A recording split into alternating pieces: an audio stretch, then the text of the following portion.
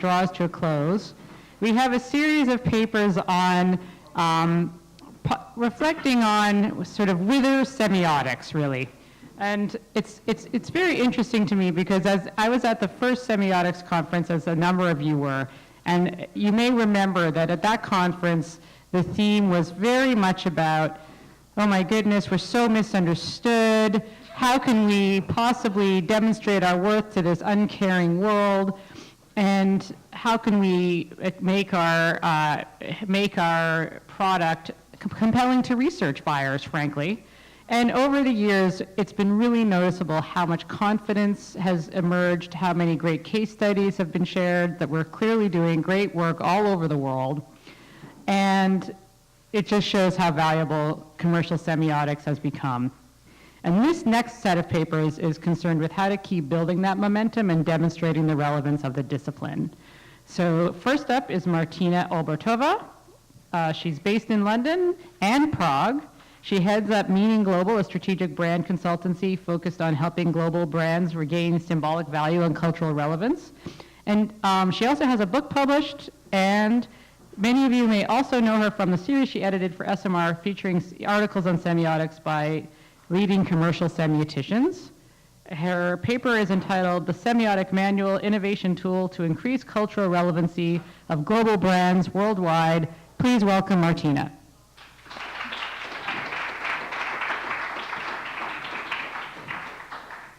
Thank you. So the talk that I'll be giving today is very much what Sarah just said. It's about semiotics gaining momentum and getting much more traction within the marketing community worldwide.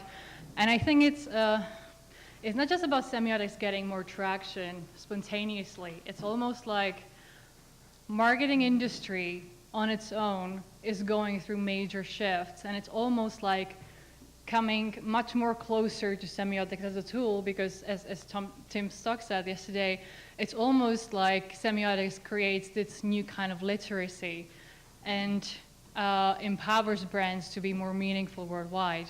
So we really need to make sure that the intended meaning that global brands are communicating in the regional markets worldwide really comes as close as possible to the received meaning in the cultural context, because that's what the brand value is actually tied to.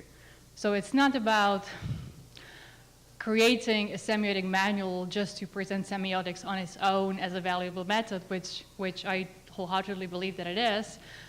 It's about creating a valuable tool for marketeers to sort of simplify their work and simplify their everyday struggles that they're actually meeting with on a day-to-day basis.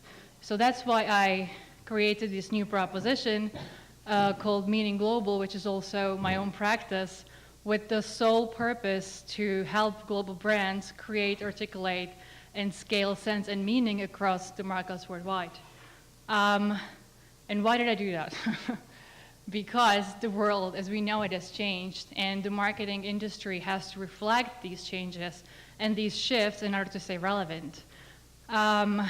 We increasingly have two-way stream of communication, which is clashing with this legacy view of global planning as a sort of top-down hierarchy.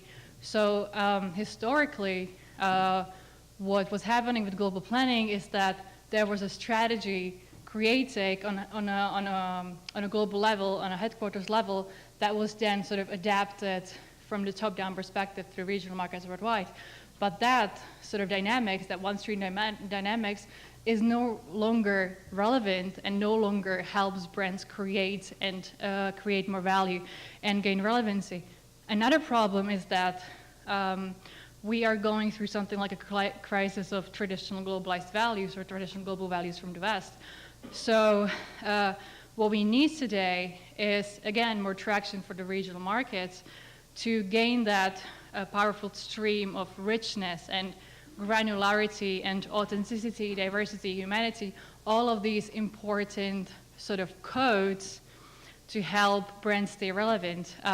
Tension of global versus local, with increasing importance of global markets, pressure on cultural relevance in delivering sustainable brand and business value over time, And what's really pressing need at the moment is the inability to systematically create cultural relevance, which stunts value creation and growth for global brands. And we could see that recently. Actually, this first half of this year has been quite horrible for we've seen things from Pepsi with this sort of vague feast of global unity that really lacks any sort of tangible meaning. We saw the body diversity image of Dove trying to sort of imitate that body diversity in a tangible form, which they unfortunately equated females to inanimate objects, which sort of goes directly against their own values and their own brand essence, which was quite, that was unfortunate. But anyway, so we are seeing more and more of these things that really could be easily preventable if planners and brand owners on a global basis, on a global level, were more aware of the cultural nuances and were more immersed in how to apply those cultural nuances. I'm not going to go to that. I published even like a whole report about that. I think you have that in like a reading list. So the point is that we now live in a world that has changed. It's an interconnected world. So the globalization and homogenization are no longer relevant mechanisms for brand management anymore, and are no longer relevant in a way that brands actually need to create value and create growth. So we use top-down approach to global brand development and planning in a world whose very relevance is tied to diversity and local resonance and cultural nuances. So global brands need to actually make sure that they tap into that sort of richness or the pool of meanings in the regions. And these are like, this is the overview of the 4, I would say, global ailments of the age that we're facing today. The first is oversaturation. Obviously, this is sort of a landscape that we need to be aware of, because this is the landscape in which we operate and in which we want to make sense. So oversaturation is one of the things that is sort of blocking that ability to make sense, because just the sheer volume of products and services and brands is sort of making it very hard for them to differentiate meaningfully. That breeds clutter and fragments our memory structures, and again creates another layer of meaninglessness. Another, homogenization. The homogenized sort of level of lifestyles and values throughout the world, again becoming increasingly empty. You know, the regional markets don't need to reclaim their own power and reclaim what is actually meaningful within their own context. Fragmentation, and again, another thing that we have to deal with. Too much data, channels, but we have very little meaning. So the marketing industry now is becoming increasingly digitalized. So it's all become about social media, it's all become about data, channels, but what do these things actually mean? What are the brands are actually trying to say? What is that meaning that they're trying to encapsulate? Then of course they can use channels to deliver that message to customers, but that thing that you're actually trying to convey is much more important. So another thing, noise. The clutter and noise clogs our minds and therefore poisons our ability to think clearly. So these are all the things, these are all the factors that we need to sort of take in account, because this is the landscape in which we operate, and we need to contextualize the value of semiotics within this sort of landscape. And of course, cultural irrelevance, increasingly. Either sort of brand campaigns that are lacking the essence, so they are creating these like vague manifestos, or vice versa, the lack of contextualizations with the values in the local markets, that obviously leads to either cultural insensitivity or very unnuanced messages that of course lack the traction and lack resonance with the customers. So one of the things that is quite striking to me is that the long-standing belief in the marketing industry has been that you can scale the infrastructure and you can scale the operation costs, and that's basically how the advertising industry operates. So it's very much about cutting down the cost inefficiencies and creating global infrastructures, but it's based on a corporate scalability model, but it operates in the communication business. And the very value of the communication business is meaning, because that's what people value in communication, in brands, and in advertising. So on one hand, they're scaling the sort of hardware, the infrastructure, production costs, creating different agencies around the world, but what about sense and what about meaning? How do you scale meaning, and how do you make sure that what you're communicating is actually relevant? Because without the essence, the former doesn't really have the value. And this is what it comes down to. So the infrastructure and the operations very much reflect the view on the markets as sort of machines, as this technology-driven sort of view. But there's this oppositional view, which is, aren't markets actually living and self-evolving organisms? Isn't culture actually much more like a lively entity than something that you can scale and operate on a cost-efficient basis? So I think what the industry lacks at the moment, and what the manual is ultimately trying to do, is a holistic approach leading to scalability of sense and meaning, exactly to help the global brands drive relevance from bottom up. This is just an overview of what I call the three core pillars of brand management, and is the insight, the strategy, creative, and what is really interesting, and I'm only having it here as an overview because what is really interesting is that the majority of the semiotic work is, for some reason, which I don't quite understand why, is locked into this first sort of phase. So you are trying to get a little bit better insight that informs the market research, to sort of gain that extra layer of cultural understanding. But equally, if not actually more importantly, the role of semiotics should be on the other end, which deals with execution, because the execution is actually what the customer sees, and that's what the value ultimately is tied to. So how do we make sense that exactly the intended meaning translates in the received meaning? And this, I think this part is where we need a systemic tool to make sure that the sense and the meaning is translated in a way that the different nations around the world make sense. So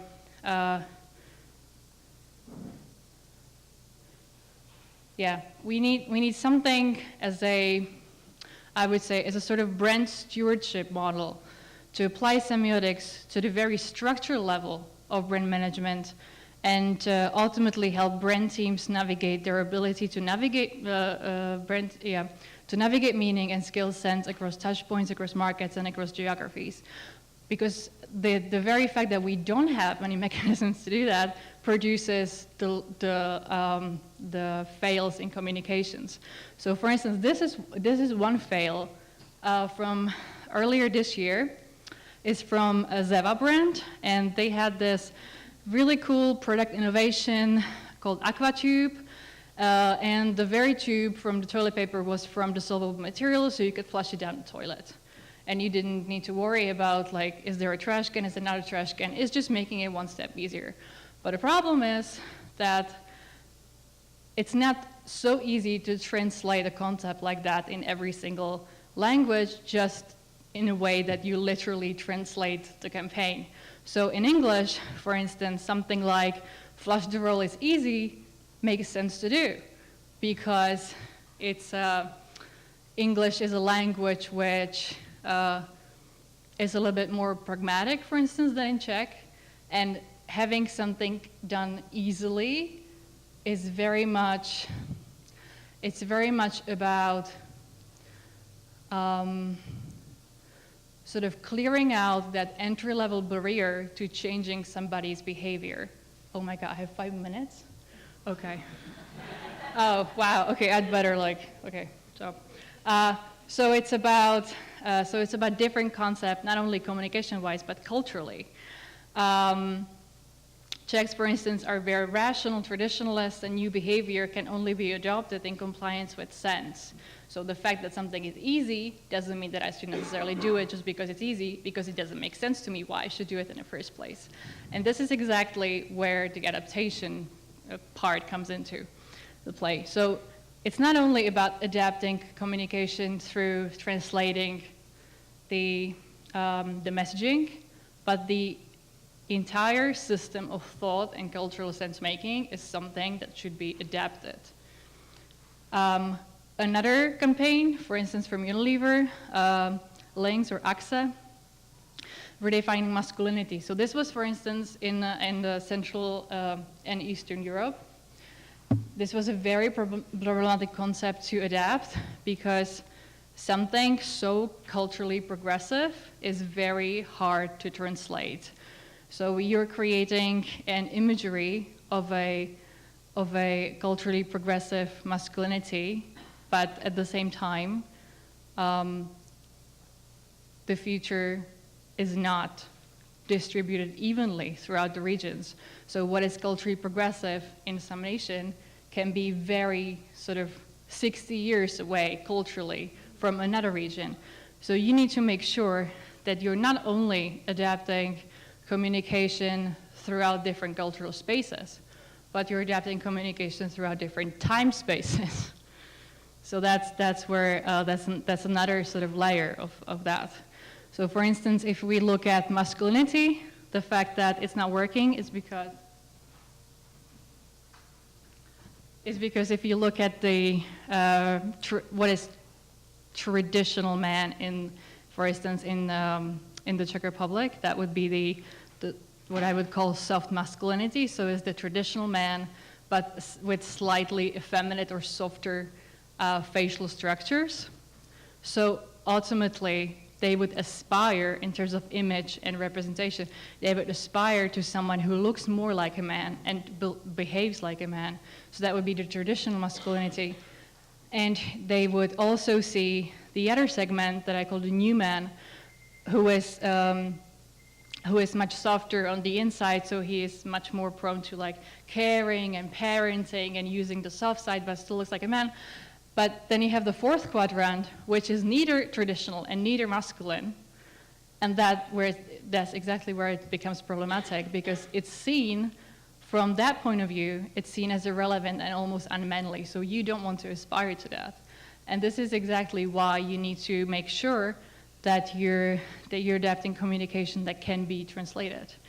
The same thing goes for beauty and femininity. Again, globally acclaimed campaign, but again, for some reason, diversity is not made the same throughout different cultural spaces.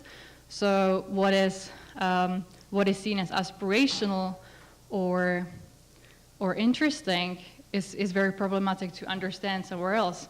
So for instance, the fact that beauty is an act of radical acceptance of human imperfection, which is what makes that real beauty so interesting, is communication-wise very hard to do in a monocultural, almost culturally homogeneous country like Czech Republic or the Central Eastern European market, because again, they would sort of see the traditional feminine beauty as much more aspirational, but the culture progressive image is seen as almost irrelevant and very unfeminine, so it would be something that would be really problematic to resonate. So what is the key denominator here? It's almost an alarming inability to make sense culturally and convey real meaning in accordance with the meaning intended in context of local cultural values. And we need to make sure that we understand the context and not just the text, because strategically speaking, it's not just the strategy, but it's the contextualized strategy that creates the value. So if brands want to communicate successfully, they need to press the right referential points in different cultural time spaces. And this is exactly why we need a manual, because we cannot simply afford to be adapting brands and their value by trial and error in 2017, especially when we have tools to do it, which Semiotics offers those tools. So the idea was to develop an internal tool for systemic brand management that will help brand owners adapt campaigns and localize communication in sync and not against local variations of sense. We see something like that done on a formal basis. So you have brand books and visual style guides and even brand Bible, brand manual, graphic manual. So there's a proliferation of mechanisms how to manage brands from the surface, but not from the inside. But the brand value is tied to both the corporate identity and the brand essence. So the brand owners need to make sure that they have a mechanism to capture and translate and adapt meaning across touch points and channels in different markets. So that's really the idea of the manual, to increase meaningfulness, to increase consistency and effectiveness, and of course, the cultural relevance of brands. It's an innovation tool for marketeers, really an array of professionals, marketeers, brand managers, in collaboration with creative agencies or production agencies, even researchers, shopper insight managers, customer experience or UX designers, really the whole array of professionals and agencies around brands to cut through the noise and make brands more compact and consistent and less fragmented. I'm gonna go through this.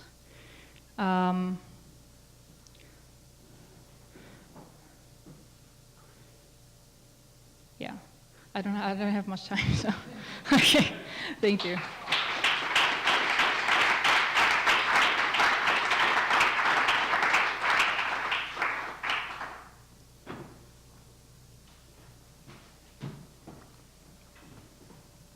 Thank you, Martina. As a Canadian, which is another small market where we're always being forced to adapt U.S. creative, and we're even pretty similar to the U.S., but we feel that we're very different. So that is, of course, it's obviously a challenge everywhere. I just want to say that the challenge is that there's the corporations always want to keep everything as similar as possible for cost reasons. Mm-hmm. So what's your thoughts on that? How to balance that? Sure. Well, I think the cost reasons only come to mind when you're exactly doing what you're not supposed to be doing. So the cost efficiency is only a problem if you're developing communication that further down the road will be problematic. Mm-hmm. So if you're aware of the cultural nuances even before you start developing the strategy and the brands, then you almost have a much larger pool of meanings and richness that you can tap into, so you can create strategy and creative executions that will not cause that much friction further down the road when you're actually in a position that you need to adapt content. Or that's the global perspective, or the regional perspective, vice versa, is for the regional brand managers have a sort of almost like a negotiating power in their hands, which is like a very frequent problem. Negotiating power in their hands when they're communicating to the headquarters, and when they're sort of saying, well, this would never work with us, they all of a sudden have this manual which sort of gives them the proof of why it's not going to work, and therefore they can be given a much more freedom to either create their own communication or at least it creates a more sort of space for negotiation, I would say. Sorry, I snuck a question in. So somebody else get asked a question. Hamsini.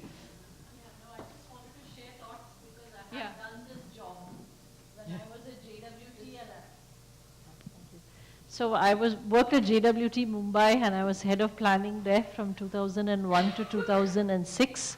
And I did a role on the Unilever business for the Asia market, where the brands were sort of being more homogenized.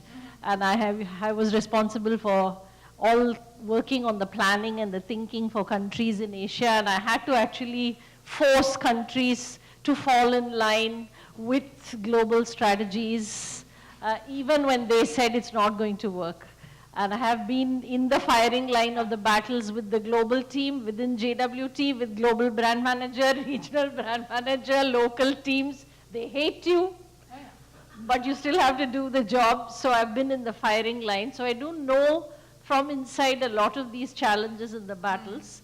I do wish, looking back, and I knew nothing about semiotics when I was doing that role. So I do agree that actually if you had simple semiotic frameworks and understanding, it definitely makes this conversation far more productive and less about enforcement. But having said that, I want to add a new data point to this discussion. So one of my ex-colleagues works at JWT London, and he's a global planner on several brands, and he's very active in the account planning group. And he recently gave a talk where what they were leading was a discussion on what will the 21st century planner, what capabilities should this planner have? So he ran a survey. He met the top 20 or 25 strategists at very senior levels in London across various types of agencies, and spent an hour with them and ran a 350-person survey and got feedback. And in that entire list of capabilities, semiotics was not even mentioned. So I emailed him to say, hey, I saw your talk, it was excellent, but you made this list of 21 whatever capabilities you thought, and you said, there's no semiotics in this. How come? So we need to meet in London and have a conversation. Anyway, Always a hardship. Yes, no, but anyway, my point is to make the shift that you are which is required, when even planners of high capability in London actually don't know semiotics, and even the basics, the distance is quite far to travel.